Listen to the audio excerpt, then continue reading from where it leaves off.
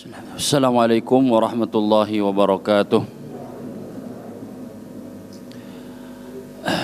Alhamdulillahi rabbil alamin wa bihi nasta'in ala umurid dunya waddin. Wassalatu wassalamu ala ashrafil anbiya'i wal mursalin nabiyina Muhammadin sallallahu alaihi wasallam wa ala alihi wa ashabihi wa man sara ala nahjihi wa iqtafa atharahu ila yaumiddin wa ba'd. Alhamdulillah, puji syukur kita panjatkan kehadirat Allah Subhanahu wa taala yang alhamdulillah sampai pada malam hari ini Allah Subhanahu wa taala masih memberikan kepada kita semua kenikmatan-kenikmatannya, baik itu nikmat iman, nikmat Islam, nikmat kesehatan, nikmat waktu luang serta sejumlah kenikmatan lainnya, sehingga alhamdulillah pada malam hari ini kembali kita bisa hadir di tempat yang mulia ini, di Masjid Husnul Khatimah, dalam rangka untuk menimba ilmu agama. Mudah-mudahan apa yang kita laksanakan di malam hari ini dicatat oleh Allah sebagai amal saleh, sebagai amal kebajikan yang mudah-mudahan dapat menjadi pemberat timbangan amal baik kita di akhirat. Salawat serta salam semoga senantiasa tercurahkan kepada Nabi kita Muhammad sallallahu alaihi wasallam yang telah membimbing umatnya menuju jalan kebenaran, menyelamatkan umat manusia dari kegelapan jahiliyah menuju ajaran Islam yang terang benderang. Baik, malam hari ini kita akan kembali melanjutkan kajian bersama kitab Sahih Fiqh Sunnah, masih melanjutkan pembahasan babun nikah. Ya, masih melanjutkan pembahasan babun nikah. Terakhir kita membahas tentang masalah mahar. Ya, apa saja yang bisa dijadikan sebagai mahar. Ya, pernah kita jelaskan hal-hal apa saja yang bisa dijadikan mahar. Ya, diantaranya adalah harta benda, kemudian juga adalah jasa atau manfaat, kemudian juga keislaman mempelai pria, apakah bisa dijadikan sebagai mahar? Ya, sudah pernah kita jelaskan perdebatan di kalangan ulama, namun hal itu pernah terjadi di masa atau di zaman Nabi Shallallahu Alaihi Wasallam, di mana ya ada seorang wanita bernama Ummu Sulaim yang mempersyaratkan kepada ya calon suaminya agar ia masuk Islam, dan ia jadikan keislamannya itu sebagai apa? Mahar. Ya, kemudian juga ada perdebatan di kalangan para ulama terkait dengan kemerdekaan seorang budak. Ya, apakah jika seorang budak ya dimerdekakan oleh seorang mempelai pria, ya, apakah kemerdekaannya atau status kemerdekaan yang diberikan oleh seorang mempelai pria itu bisa dijadikan sebagai mahar? Nah, ulama beda pendapat, tapi itu pernah terjadi, bahkan dilakukan oleh Rasul kita Shallallahu Alaihi Wasallam. Ya, di mana Rasul Shallallahu Alaihi Wasallam menjadikan atau menikah dengan Juwairiyah, dan Rasul Shallallahu Alaihi Wasallam membebaskan statusnya sebagai budak. Ya, artinya memerdekakan statusnya sebagai apa? Budak. Ya, dan pemberian status kemerdekaan itu dijadikan oleh Rasulullah Shallallahu Alaihi Wasallam sebagai mahar. Baik. Malam hari ini kita akan mulai dari pembahasan tentang anwa'ul mahar, macam-macam mahar. Macam-macam mahar. Ayo santri-santri, tulis, jangan bercanda. Nah. Ya, anwa'ul mahar, macam-macam mahar. Ya. Mahar dibagi menjadi dua, dilihat dari ditentukan atau tidaknya. Ya, ditentukan atau tidaknya di saat akad. Ya, ditentukan atau tidaknya di saat apa? Akad. Ada mahar yang disebut dengan al-mahrul musamma. Al-mahrul musamma dari kata samma yusammi. Samma yusammi artinya menyebutkan. Ya, menyebutkan. Maksudnya adalah mahar yang ditentukan atau disebutkan di saat akad. Ini jenis pertama. Jadi mahar dapat dibagi menjadi dua, dilihat dari ditentukan atau tidaknya mahar tersebut di saat terjadinya akad apa? Akad nikah. Ya, yang pertama disebut dengan apa? Al-mahrul musamma. Musamma dari kata samma yusami artinya menyebut. Musamma artinya disebut atau ditentukan. Jadi yang pertama, jenis pertama adalah mahar yang disebutkan di saat terjadinya akad apa? Akad nikah. Ya, dan itu yang umumnya terjadi di masyarakat. Yang terjadi di masyarakat umumnya di saat akad itu biasanya maharnya disebutkan atau tidak? Disebutkan. Pernah nggak menjumpai dalam akad maharnya tidak disebutkan? Pernah nggak? Kayaknya nggak pernah kan? Padahal nggak masalah. Padahal apa? Tidak masalah. Tapi rata-rata di masyarakat kita itu adalah maharnya disebutkan. Jadi saat akad maharnya disebutkan. Seorang wali mengatakan, zawwajtuka, aku nikahkan kamu, ya fulan bin fulan, ya wahai fulan bin fulan, bi benati dengan putriku, fulanah binti fulan, bi mahri kadza wa kadza, dengan mahar misalnya 10 gram emas beserta seperangkat alat sholat dibayar apa? Tunai. Ya, maka mempelai prianya mengatakan, saya terima nikahnya dengan mahar yang disebutkan dibayar apa? Tunai. Nah, biasanya dalam proses akad nikah yang ada di masyarakat kita biasanya mahar itu apa? Disebutkan. Nah, itu namanya al-mahrul musamma. Ya, al-mahrul apa? Musamma. Musamma dikata sama yusami. Isim artinya nama. Musamma dinamakan atau disebut atau ditetapkan atau disebutkan, ditetapkan, ditentukan di saat terjadinya proses akad apa? Akad nikah. Ini yang pertama. Yang kedua, mahar juga ya bisa jadi tidak disebutkan. Ya, tidak disebutkan di saat terjadinya apa? Proses akad nikah. Ya, disebut dengan al-mahrul ghairul musamma. Mahar yang tidak disebutkan atau tidak ditentukan di saat terjadinya apa? Akad nikah. Ya. Nah, itu boleh atau tidak? Boleh-boleh saja. Boleh-boleh saja di saat terjadinya akad nikah, mahar itu tidak apa? Disebutkan. Lalu apa yang menjadi hak bagi mempelai wanita? Yang jadi hak bagi mempelai wanita manakala mahar tidak disebutkan atau ditentukan atau tidak ditetapkan di saat terjadinya proses akad nikah, maka yang menjadi hak bagi mempelai wanita adalah mahrul mithli. Ya, mahrul mithli. Pernah kita jelaskan mahrul mithli ya? Apa itu mahrul mithli? Mahar untuk wanita yang setara dengan wanita tersebut. Ya. Misalnya dia adalah seorang wanita ya dari keluarga terpandang misalnya. Ya, dia wanita terpelajar, katakanlah pendidikannya tinggi, berasal dari keluarga yang terpandang, tapi di saat proses akad nikah maharnya tidak apa? Disebutkan. Nah, pertanyaannya yang menjadi hak bagi wanita tersebut maharnya berupa apa? Jawabannya adalah kata para ulama, baginya adalah mahrul mithli. Mahrul misli, apa itu mahrul misli? Adalah mahar bagi wanita yang setara dengan dia. Maka dilihat misalnya keluarga-keluarganya, ibunya atau adik atau siapa? Kakaknya. Adik atau kakaknya itu rata-rata kalau nikah maharnya berapa? Nah, itu yang menjadi apa? Tolak ukur. Ya. Jadi intinya adalah mahar itu bisa disebutkan di saat akad atau dengan kata lain ditentukan, bisa juga apa? Tidak disebutkan. Disebutkan namanya al-mahrul musamma, tidak disebutkan berarti al-mahrul ghairul musamma. Ya, kalau disebutkan misalnya maka hak itulah apa yang disebutkan itulah yang menjadi hak bagi mempelai apa? Wanita. Misalnya disebutkan bahwa ya maharnya adalah 10 gram emas ditambah seperangkat alat apa?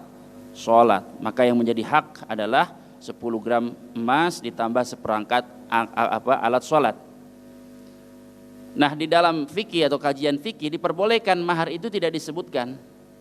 Ya. Mahar itu tidak disebutkan di saat terjadinya proses akad nikah. Ya, misalnya wali mengatakan, aku menikahkan kamu dengan putriku yang bernama fulanah binti fulan. Ya, hanya seperti itu saja, tidak disebutkan maharnya. Nah, pertanyaannya, lalu apa hak bagi si mempelai wanita ketika maharnya tidak disebutkan? Jawabannya adalah bagi wanita tersebut adalah mahrul mithli, mahar ya untuk wanita yang setara dengan wanita tersebut.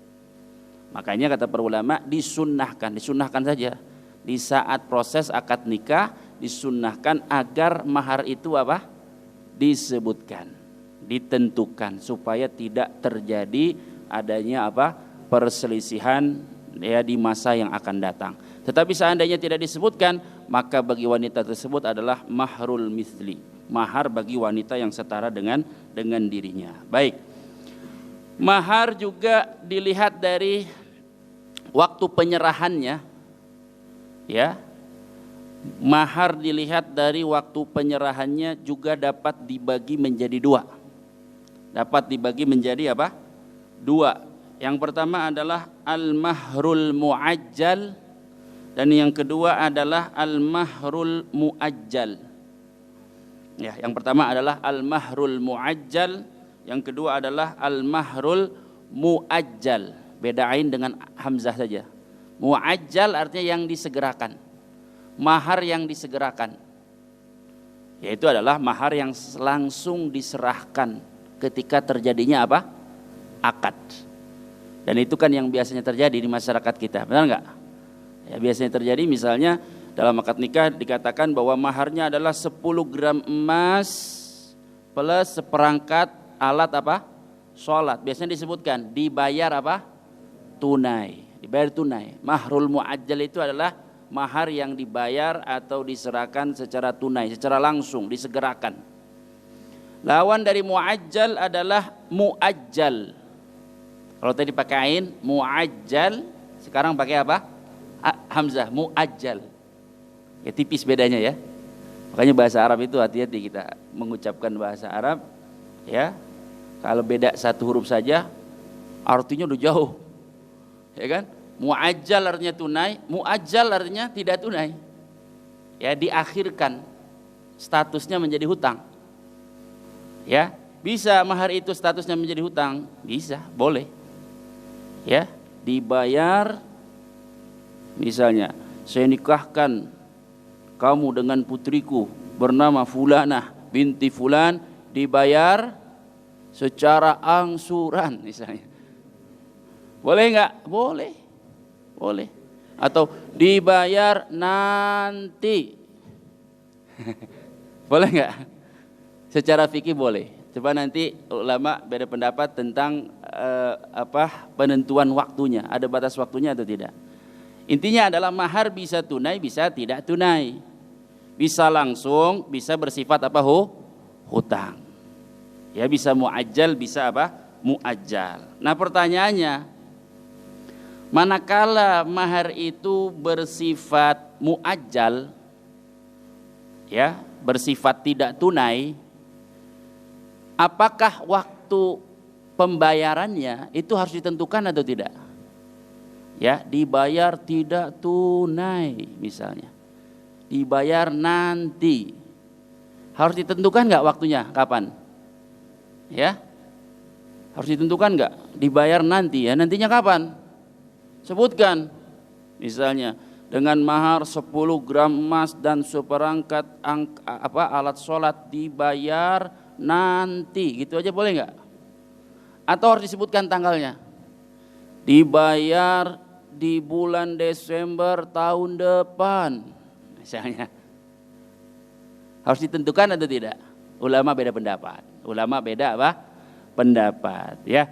Sebagian ulama mengatakan wajib untuk disebutkan waktunya kapan penyerahan itu, pembayaran mahar itu harus ditentukan kapan. Itu ulama-ulama dari mazhab Syafi'i. Ya, dari mazhab Syafi'i mengatakan ya bahwa waktu itu harus ditentukan, kapan ditentukannya. Ya. Maka kalau tidak ditentukan waktunya, maka mahar itu menjadi fasid. Artinya mahar itu dianggap tidak sah. Ya, maka bagi wanita tersebut mendapatkan mahrul mithli. Mahrul mithli adalah mahar untuk wanita yang setara dengan apa? Dengan wanita tersebut. Ini menurut mazhab apa? Syafi'i. Jadi harus ditentukan. Kalau nggak ditentukan gimana? Nggak sah. Maharnya tidak sah. Akadnya sah, maharnya tidak sah. Misalnya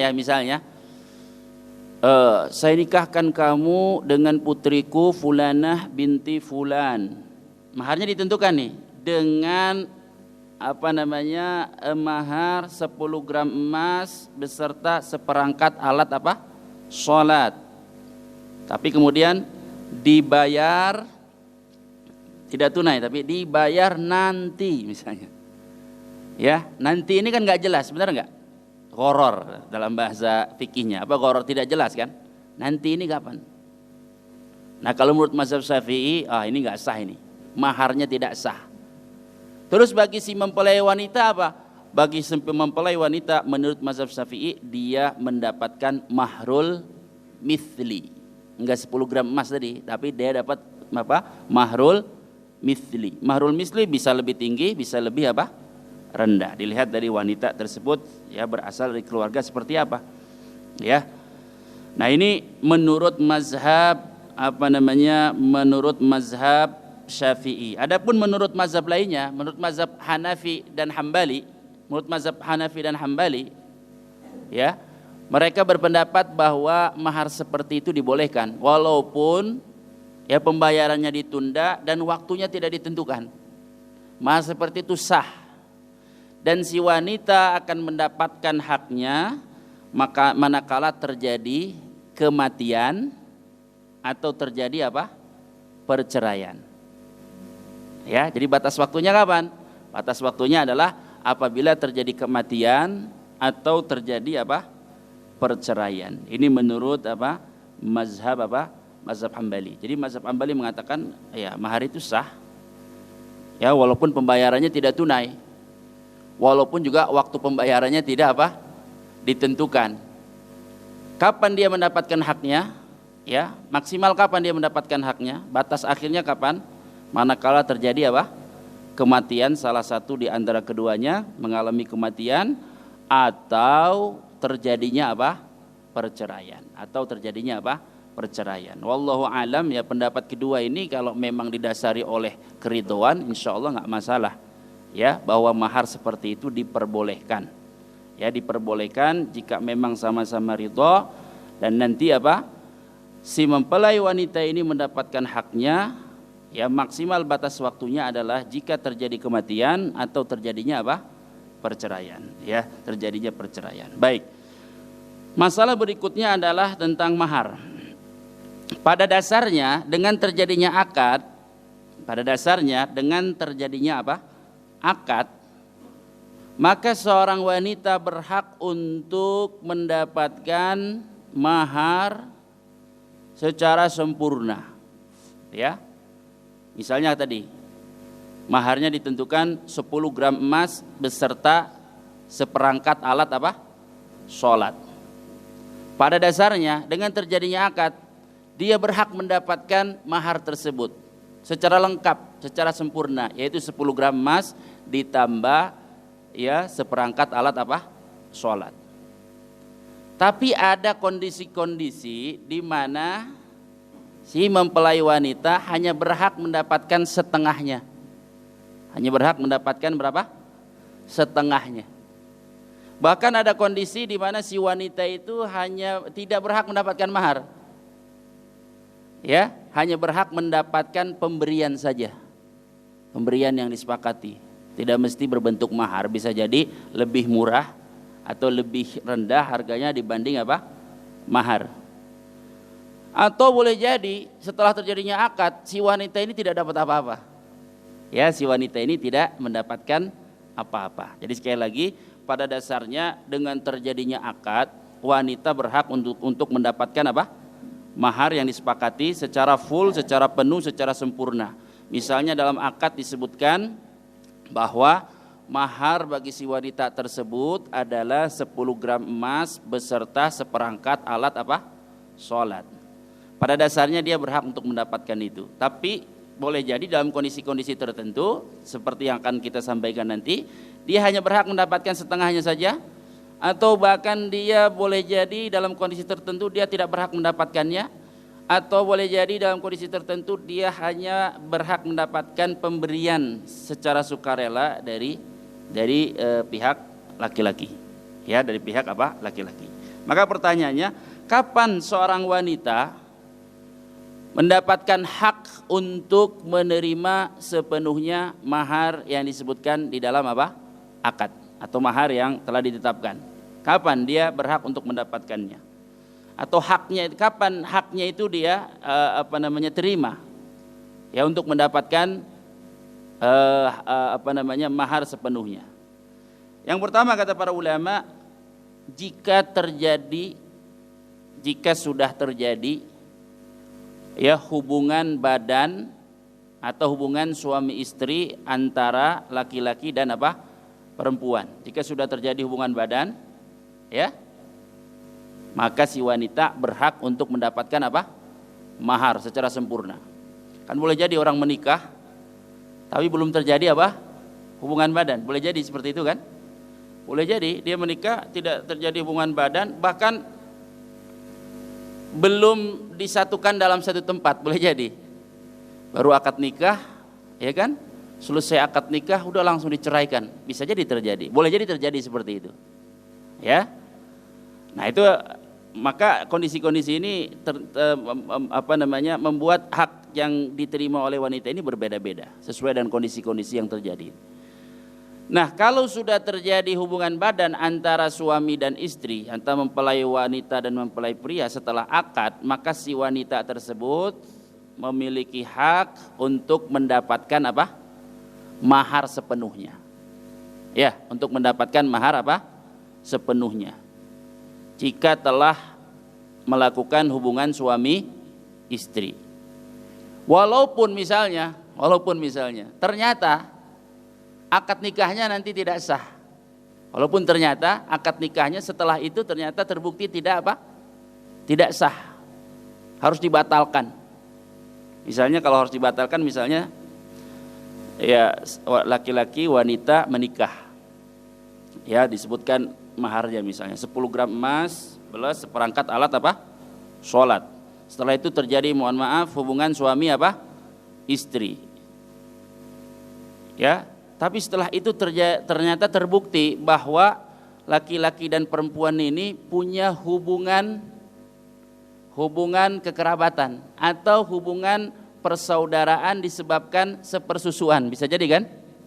Nyata laki-laki ini dan perempuan ini dahulunya pernah disusui oleh wanita yang yang sama ya, disusui oleh wanita yang sama. Berarti mau tidak mau pernikahan itu harus dibatalkan, karena tidak boleh ya seorang laki-laki menikah dengan wanita yang telah disusui oleh wanita yang yang sama, maka dibatalkan. Tapi kalau sudah terjadi hubungan badan antara dua orang ini, si wanita tetap berhak mendapatkan mahar sepenuhnya ya, berhak untuk mendapatkan mahar sepenuhnya berdasarkan sabda Nabi Muhammad sallallahu alaihi wasallam.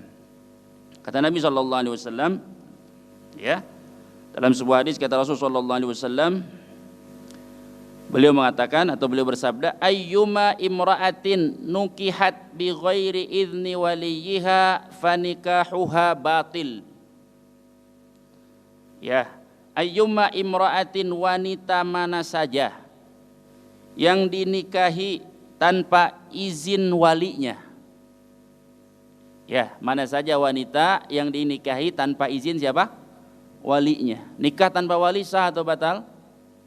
Sah atau tidak sah? Tidak sah. Maka kata Nabi, fa nikahuha batil. Maka nikahnya adalah batal.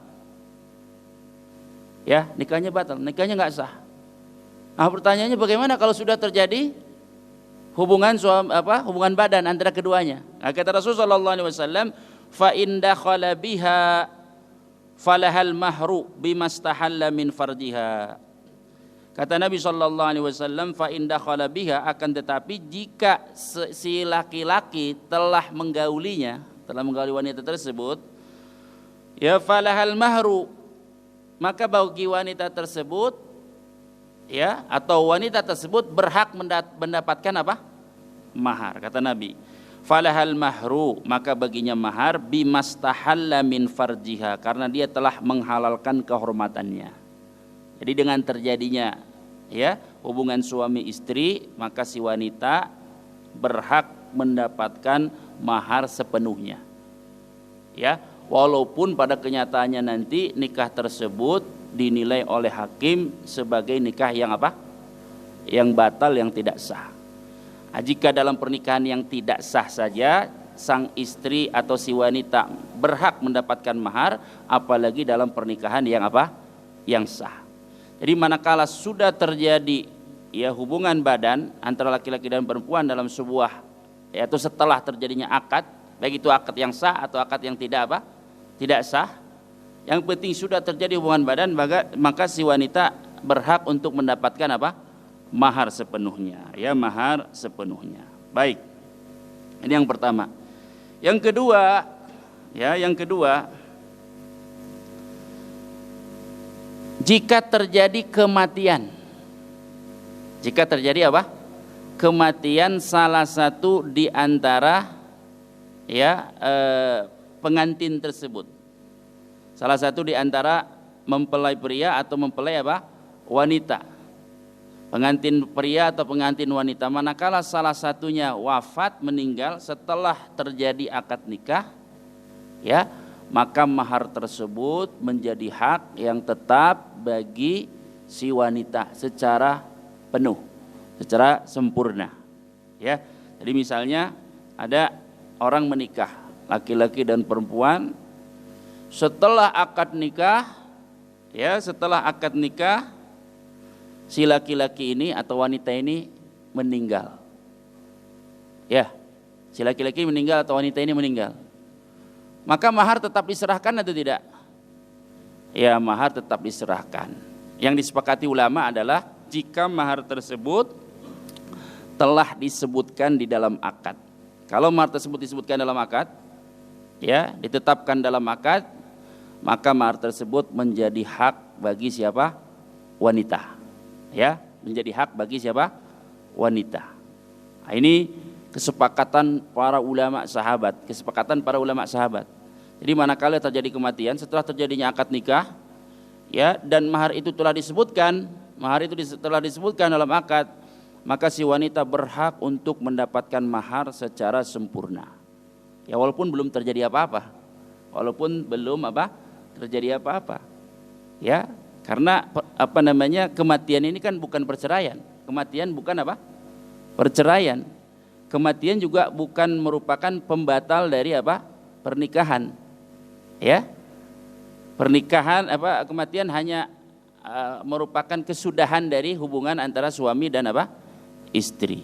Ya, karena itu dalam kondisi ini kata para ulama, ya, si wanita berhak mendapatkan mahar secara sempurna. Yang diperselisihkan adalah kalau maharnya belum disebutkan, belum ditetapkan, ya, maharnya tidak disebutkan di saat akad. Mahar tidak disebutkan di saat akad. Setelah akad, si laki-lakinya meninggal. Si laki-lakinya apa? Meninggal atau suaminya meninggal. Maharnya belum disebutkan di dalam akad. Kita tahu bahwa kalau mahar tidak disebutkan di dalam akad, maka si wanita berhak mendapatkan mahar apa namanya? Mahrul misli. Benar enggak? Mahrul misli. Ya. Nah, ini dalam kasus misalnya setelah akad si laki-laki itu meninggal dan mahar tidak disebutkan di dalam apa? Akad. Nah, kira-kira si wanita berhak mendapatkan mahar atau tidak? Ya kan belum terjadi apa-apa. Hubungan badan belum, ya, mahar belum disebutkan. Apakah dalam kondisi ini si wanita tetap berhak mendapatkan mahar secara sempurna tanpa pengurangan sedikit pun? Nah, di sini ulama beda pendapat. Ya, di kalangan ulama, ya, ada yang mengatakan bahwa si wanita tersebut berhak mendapatkan mahrul misli, mahrul misli, mahar untuk wanita yang setara dengan dia. Ya, ini pendapat pertama.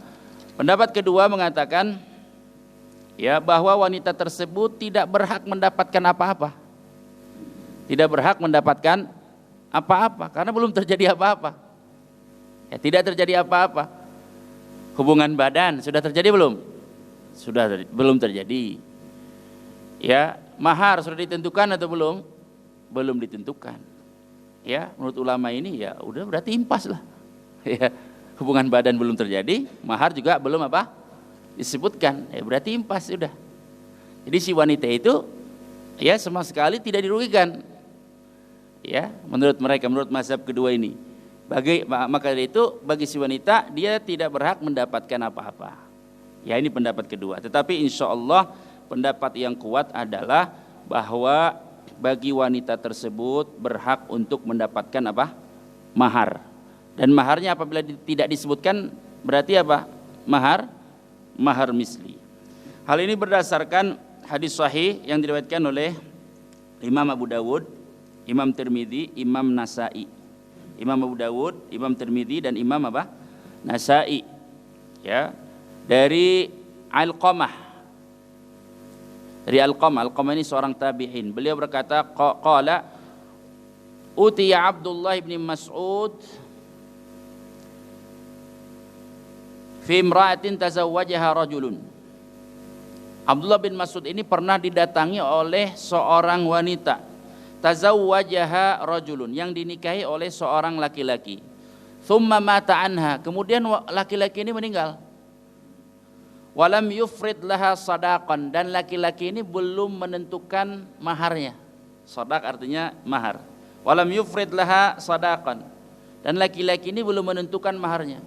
Tadi ada laki-laki dan perempuan menikah ya dengan akad yang sah, tapi apa kemudian maharnya belum apa disebutkan. Nah, laki-laki ini meninggal. Ya. Laki-laki ini meninggal, lalu datang kepada Abdullah bin Mas'ud radhiyallahu taala anhu. Walam yakun dakhala biha. Ya, dan wanita ini belum digauli.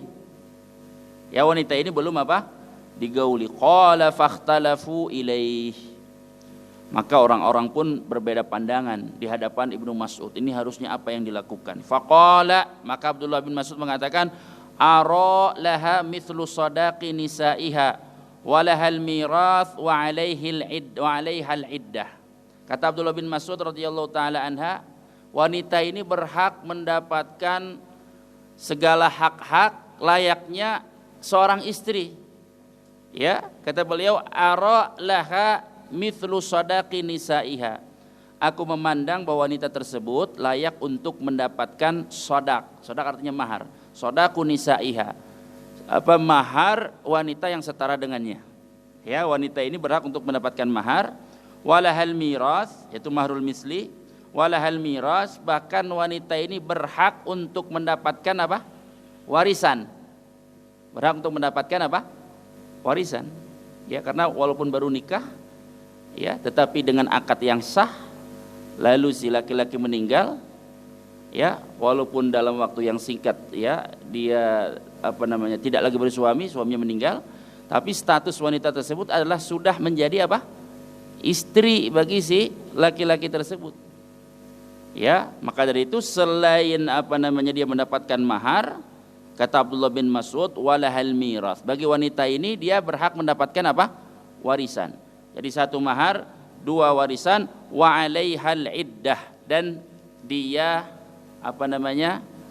wajib untuk melaksanakan apa? Iddah. Iddah itu artinya dia menunggu dalam waktu tertentu, tidak langsung apa?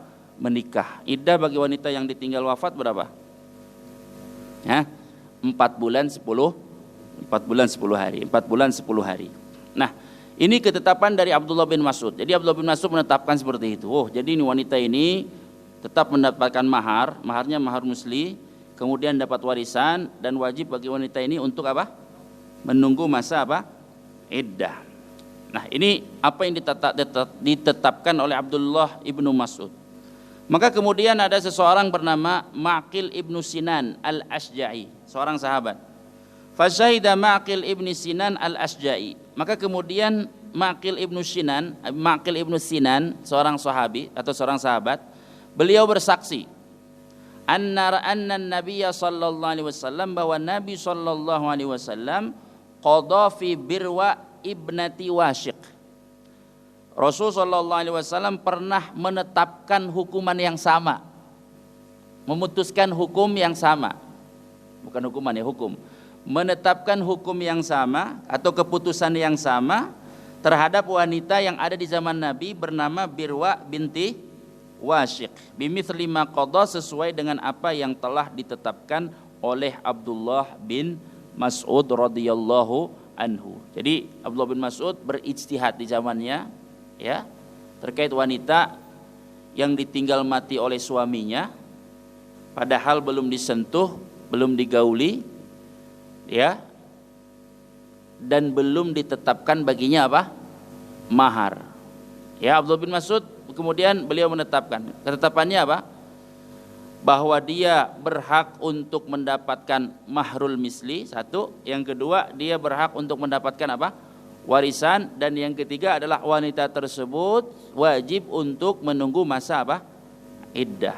Ini keputusan Ibnu Mas'ud. Lalu ada seorang sahabat bernama Maqil ibni Sinan radhiyallahu taala anhu, beliau bersaksi bahwa Nabi pernah memutuskan suatu keputusan yang sama terhadap wanita dengan kasus yang sama. Wanita tersebut bernama Birwa binti Washiq radhiyallahu taala anhu. Jadi insyaallah ya pendapat yang kuat sesuai dengan hadis ini adalah bahwa seorang wanita ya apabila ditinggal wafat oleh suaminya ya dalam kondisi dia belum disentuh dan dalam kondisi dia belum ditetapkan baginya maharnya, maka pendapat yang kuat insya Allah wanita ini tetap berhak mendapatkan apa?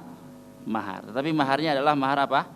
Mahrul misli. Ya, mahrul misli. Nah, ini yang kedua. Ya, jadi kapan wanita berhak mendapatkan mahar sepenuhnya? Yang pertama tadi manakala terjadi hubungan suami istri. Yang kedua, terjadinya kematian salah satu di antara apa? Mempelai atau di antara suami atau apa? Istri. Manakala terjadi kematian, maka si istri berhak untuk mendapatkan mahar. Yang ketiga, terjadinya kholwat. Terjadinya apa? Kholwat. Menurut pendapat yang kuat, terjadinya kholwat. Kholwat itu apa? Terjadinya kholwat. Kholwat itu artinya adalah bahwa si laki-laki dan perempuan berada di satu tempat yang tertutup, ya, yang aman dari pandangan orang lain. Itu namanya apa? Kholwat. Manakala nih mempelai laki-laki dan mempelai perempuan, ya, sudah disatukan dan terjadi namanya apa? Kholwat. Berada di satu tempat yang aman dari pandangan orang dan gangguan orang, di mana kemungkinan dalam kondisi tersebut bisa terjadi ya hubungan suami istri misalnya, maka kondisi tersebut disebut dengan kondisi apa? Kholwat. Manakala terjadi kholwat, sudah terjadi kholwat, maka menurut pendapat yang kuat insya Allah si istri berhak untuk mendapatkan apa? Mahar secara sempurna, ya, tidak dikurangi. Ya, walaupun para ulama berbeda pendapat, ada yang mengatakan ya bahwa mahar itu menjadi hak wanita apabila terjadi hubungan suami apa? Istri. Tidak cukup kholwat saja. Ya, tidak cukup kholwat saja. Harus ada hubungan suami istri. Kalau tidak ada hubungan suami istri, ya maka dia tidak berhak untuk mendapatkan apa namanya? Mahar secara sempurna. Tetapi pendapat yang kuat insya Allah adalah ya dengan terjadinya kholwat walaupun tidak terjadi hubungan suami istri, ya tetap wanita tersebut berhak untuk mendapatkan mahar secara sempurna. Berdasarkan beberapa dalil ya. Dalil diantaranya adalah keputusan beberapa khulafaur rasyidin. Khulafaur rasyidin. Di antaranya sahabat Umar Ibnul Khattab radhiyallahu taala anhu. Ya, sahabat Umar bin Khattab radhiyallahu taala anhu dalam Muwatta Imam Malik, ya, dalam kitab Muwatta Imam Malik, beliau memutuskan ya suatu perkara yang terkait dengan seorang wanita. Jadi riwayat ini dari sahabat atau dari seorang tabi'in bernama Sa'id ibn al-Musayyib atau Musayyab. Sa'id ibn al-Musayyib mengatakan anna Umar bin al-Khattab, bahwasanya Umar bin Khattab radhiyallahu taala anhu qada fil mar'ati idza tazawwajaha ar-rajul annaha idza urkhiyatis sutur faqad wajabas shadaq. Ya.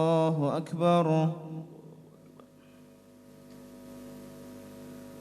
الله أكبر الله أكبر أشهد أن لا إله إلا الله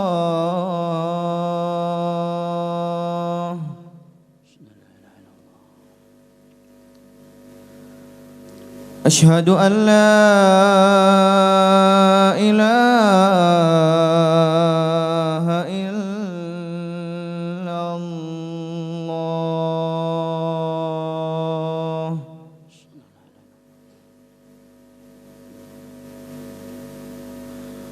أشهد أن محمد رسول الله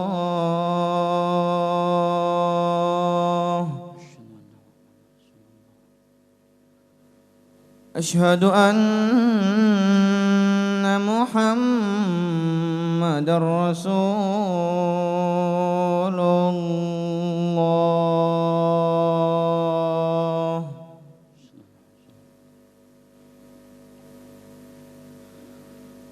حي على الصلاة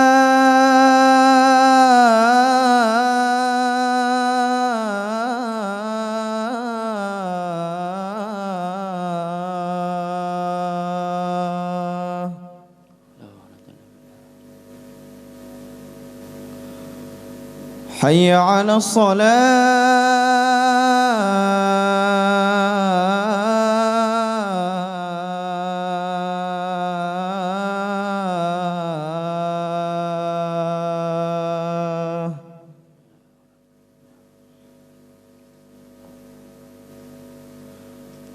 حي على الفلاح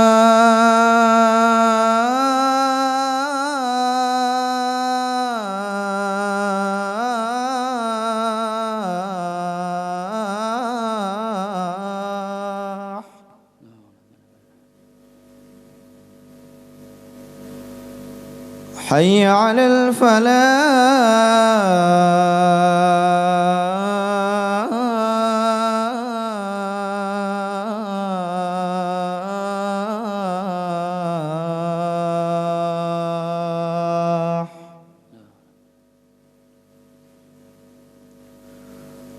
الله أكبر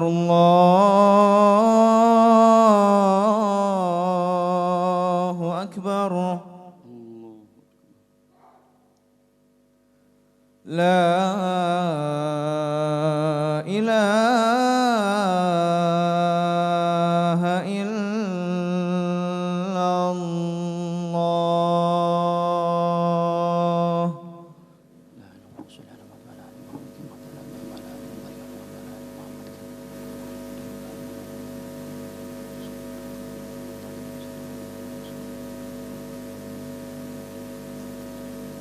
Baik, ya kita lanjutkan sedikit. Ya, jadi ada kondisi di mana seorang wanita hanya berhak mendapatkan setengah dari apa? Mahar. Ya, hanya berhak mendapatkan setengah dari mahar. Kapan itu? Manakala ya terjadi akad pernikahan dan dalam akad pernikahan ini mahar telah disebutkan. Mahar telah ditetapkan. Katakanlah dalam akad pernikahan itu telah ditetapkan bahwa mahar itu adalah 10 gram apa? Emas. Lalu setelah itu terjadi perceraian. Ya, terjadi apa? Perceraian. Di mana si wanita tersebut belum digauli. Belum juga terjadi apa? Khalwat. Maka dalam kondisi ini wanita hanya berhak mendapatkan berapa? Setengah mahar. Kalau maharnya sudah diberikan, berarti dia harus kembalikan berapa? Setengah. Kalau maharnya belum dibayar, berarti dia hanya berhak ya menerima berapa? Setengah. Misalnya tadi dikatakan maharnya berapa? 10 gram emas. Udah di tangan wanita, sudah dibalikan 5 gram. Ya, dikembalikan berapa? 5 gram. Atau maharnya belum diserahkan. Maka si laki-laki hanya berkewajiban memberikan setengahnya. Berarti berapa? 5 gram. Kecuali salah satu di antara keduanya merelakan misalnya. Yaudah deh nggak apa-apa, merelakan. Atau si wanitanya merelakan, ya udah nggak usah dibayar sekalian. Misalnya seperti itu. Tapi pada dasarnya adalah hak bagi si wanita dalam kondisi ini adalah dia hanya mendapatkan atau hanya berhak mendapatkan setengah dari apa? Mahar. Ya, berdasarkan apa? Berdasarkan firman Allah Subhanahu wa taala di dalam surat An-Nisa ayat 237. Kata Allah Subhanahu wa taala, "Wa in talaqtumuhunna min qabli an tamassuhunna wa qad faradtum lahunna fariidah fanisfu ma faradtum illa ayyafuna aw yafwa alladhi bi yadihi 'uqdatun nikah." Kata Allah Subhanahu wa taala, "Wa in talaqtumuhunna," dan apabila kalian wahai laki-laki mencerai wanita, min qabli an tamassuhunna, sebelum kalian menyentuh mereka. Menyentuh itu ada dua arti kata para ulama. Menyentuh itu artinya berkholwat, atau menyentuh artinya berhubungan apa? Berhubungan badan. Sebelum kalian sentuh mereka atau sebelum kalian gauli mereka. Waqad faradtum lahunna fariidah, padahal kalian telah menentukan bagi mereka maharnya. Faradtum lahunna fariidah. Farada artinya menentukan, menetapkan. Padahal kalian telah menetapkan mahar untuk mereka. Apa kata Allah? Fanisfu ma faradtum, maka yang wajib untuk diserahkan adalah berapa? Nisfu. Nisfu berapa? Setengah dari apa yang telah kalian tetapkan. Kalau maharnya 10 gram berarti yang hanya wajib diserahkan berapa? 5 gram. Kalau maharnya sudah di tangan wanita, berarti wanita harus mengembalikan berapa? 5 gram, setengahnya. Ini dalam kondisi si mahar telah apa? Ditetapkan. Nah, kasus kedua adalah bagaimana jika dalam kondisi yang sama tetapi misalnya mahar tidak disebutkan, mahar belum ditetapkan. Terjadi akad nikah yang sah, tetapi dalam akad nikah yang sah itu mahar belum apa? Disebutkan. Lalu setelah terjadi akad nikah, terjadi perceraian. Si wanita belum disentuh, belum terjadi khalwat, dan mahar pun belum ditentukan. Nah, dalam kondisi ini apa yang menjadi hak bagi si wanita? Para ulama berbeda pendapat. Kalau kasus pertama kan terjadi perceraian, ya kan? Dalam akad nikah, setelah akad nikah yang apa? Sah. Perceraian itu terjadi sebelum terjadinya apa? Hubungan suami istri, dan mahar sudah apa?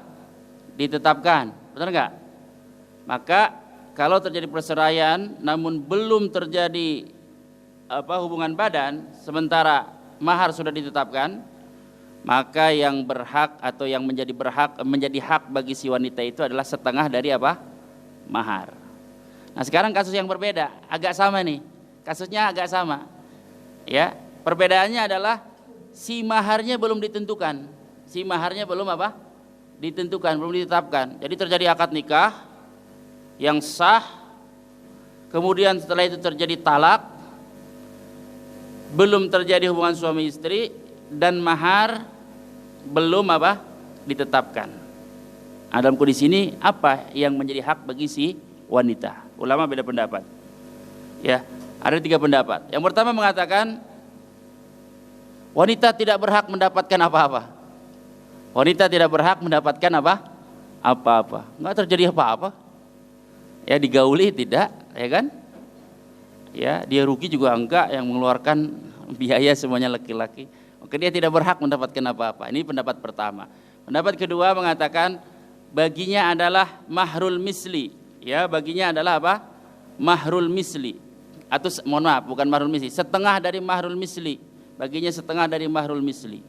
Ini pendapat yang kedua. Pendapat yang ketiga mengatakan dia berhak mendapatkan mut'ah. Dia berhak mendapatkan apa? Mut'ah. Dan ini pendapat yang kuat berdasarkan dalil. Mut'ah di sini bukan mut'ah dalam istilah yang selama ini kita ketahui. Biasanya mut'ah itu identik dengan ajaran apa? Ajaran Syiah. Apa artinya mut'ah itu? Ya seperti kawin kontrak lah. Ya, seperti kawin apa? Kontrak. Tapi mut'ah di sini artinya bukan kawin kontrak. Mut'ah di sini adalah pemberian sekedarnya aja. Ya sekedarnya yang penting adalah si mantan istri tersebut ridho. Si mantan istri tersebut apa? Ridho. Misalnya kita bilang, aduh mohon maaf nih, saya kayaknya nggak bisa ngelanjutin pernikahan ini, berat kayaknya. Ya, kamu kan belum diapa-apakan oleh saya, nggak rugi juga, ya kan? Orang yang mengeluarkan biaya juga saya. Ya, kita cerai aja gimana? Ya, kita cerai aja, udah.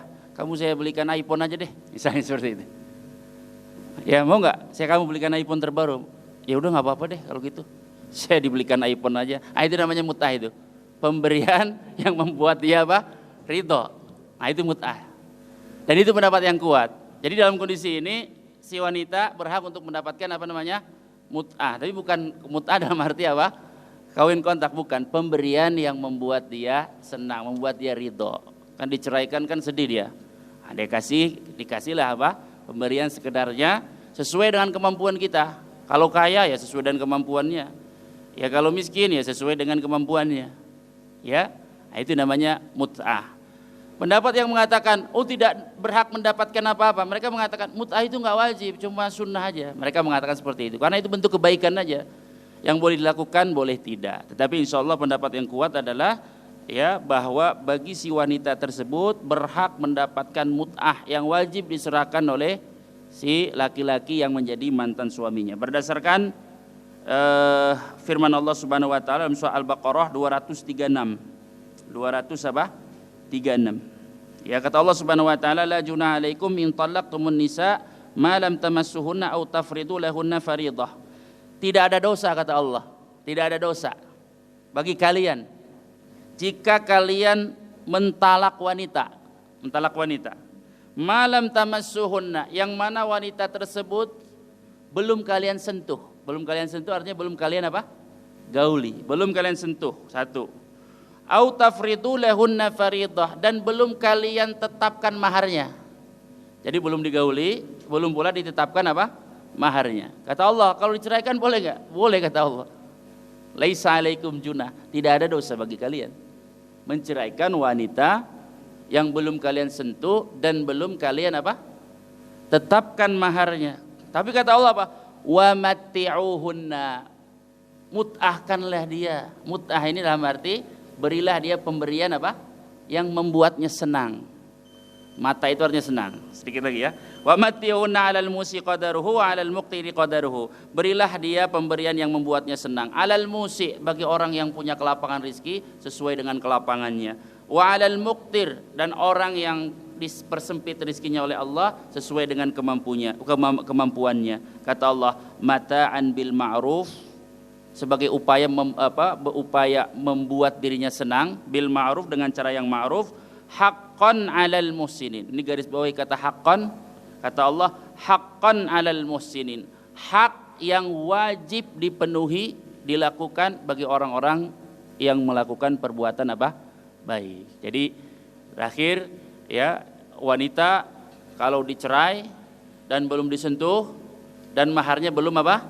Ditetapkan, maka yang menjadi hak bagi dia apa? Bukan mahar, bukan setengah mahar, tetapi yang berhak bagi dia apa? Mut'ah. Tapi ingat, mut'ah di sini bukan arti apa? Kawin kontrak bukan, tapi mut'ah di sini artinya pemberian yang membuat dia apa?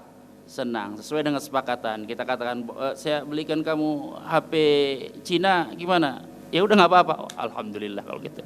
Cukup HP Cina. Ya. Tapi ya tahu diri lah. Kalau kita kaya, kasihlah dia mobil misalnya. Saya kasih kamu mobil listrik terbaru, mau nggak apa-apa. Nah itu. Tapi sesuai kemampuan kita. Kalau seperti saya paling tidak ya ngasihnya HP Cina aja. Baik. Mudah-mudahan apa yang disampaikan ini bermanfaat. Yang benar dari Allah, yang salah dari diri saya pribadi. Akhirul dawana alhamdulillahirabbil alamin. Sallallahu ala nabiyina Muhammad. Subhanakallahumma bihamdika asyhadu an la ilaha illa anta astaghfiruka wa atubu ilaik. Assalamualaikum warahmatullahi wabarakatuh.